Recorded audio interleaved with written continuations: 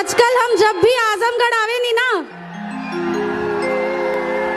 तो इतना सारा डेवलपमेंट देख के हमके एक के बाद दिमाग में आवेला।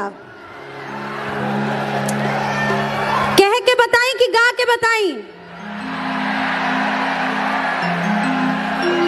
बस एक शर्त बा भैया, जब हम गावे नी और म्यूजिक बजेला तो हम कंफ्यूज हो जानी, तो म्यूजिक तनी रउआ लोग रेस्ट करी प्लीज।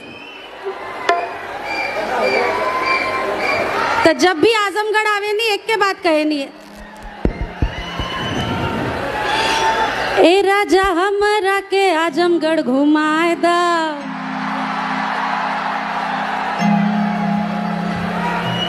ए राजा हमरा के आजमगढ़ घुमाए दा,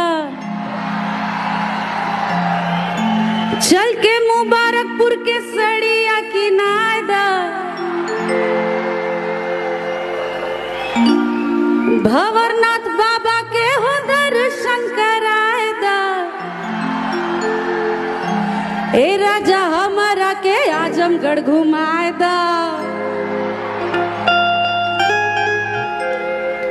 ता बस रउआ लोग से यह प्यार आशीर्वाद के हमेशा उम्मीद रहेला, आगे भी रही। और अभी सही में बहुत सारा कलाकार लोग बाटे, हम